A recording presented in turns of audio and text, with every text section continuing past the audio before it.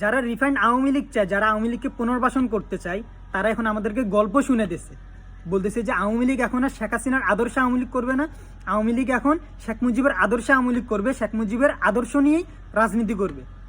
তো তাদেরকে বলতে চাই, ভাই আমরা কি কলা খাওয়ার জন্য পড়ালেখা করছি? আমরা কি ইতিহাস কিছু জানি না? শেখ মুজিবের আদর্শ নিয়ে আওয়ামী লীগ করবে। শেখ মুজিব কোন দিকের ধোয়ার তুলসী পাতা ছিল? হ্যাঁ, বাংলাদেশের মাটিতে স্বাধীনতার পরে সর্বপ্রথম গুম করছে শেখ মুজিব, সর্বপ্রথম খুন করছে শেখ মুজিব, সর্বপ্রথম বাকশাল তৈরি করছে শেখ মুজিব, সর্বপ্রথম রক্ষী বাহিনী তৈরি করছে শেখ মুজিব। বা শেখ মুজিবের শাসনামল চলাকালে বাংলাদেশের মানুষ প্রায় 5 লক্ষ মানুষ না খেয়ে মরতে হয়েছে। আর ওই সময়টার মধ্যে শেখ মুজিব তার ছেলেকে স্বর্ণের মুকুট দিয়ে বিয়ের অনুষ্ঠান করছে। বাংলাদেশের মাটিতে সর্বপ্রথম স্বাধীনতার পরে এমন কোন অন্যায় কাজটা নেই যেটা শেখ মুজিব করে নাই, যেটা শেখ মুজিবের শাসন আমলে হয় নাই। শেখ হাসিনা হইতেছে যে পুরো শেখ মুজিবুর তার বাপের কার্বন কপি।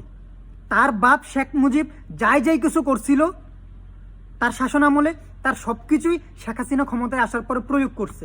আর এই ফলে শেখ হাসিনা 15 বছর ধরে স্বৈরতন্ত্র কায়েম করছে এবং সে সফলও হয়েছিল। কিন্তু অবশ্যই জুলাই অভ্যুত্থানে সে পালাইতে বাধ্য করছে, যেভাবে 1975 সালে শেখ মুজিবকে হত্যা করছিল। একটা অভ্যুত্থান হয়েছিল, অভ্যুত্থানের মধ্যে শেখ মুজিব নিহত হয়েছে।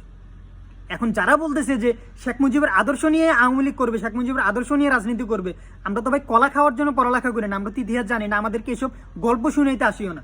শেখ মুজিব কোনো দিক থেকে ধোয়ার তুলসী পাতা ছিল না যে শেখ মুজিবের আওয়ামী লীগ বললে আমরা সাপোর্ট করব। বাংলাদেশের মাটিতে আওয়ামী লীগ আর হবে না, আওয়ামী লীগ আসবে না।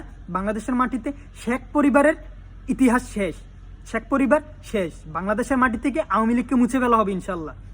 এই জুলাই, আমরা যে জুলাই সংগঠিত করছি, এই জুলাই যতদিন বাংলাদেশে আছে ততদিন আওয়ামী লীগ আসতে পারবে না ইনশাল্লাহ। লিখিত রাখেন এগুলা, আমরা প্রয়োজনে আবার জীবন দিব, কোনো সমস্যা নাই, কিন্তু আওয়ামী লীগকে আর পুনর্বাসন করা যাবে না।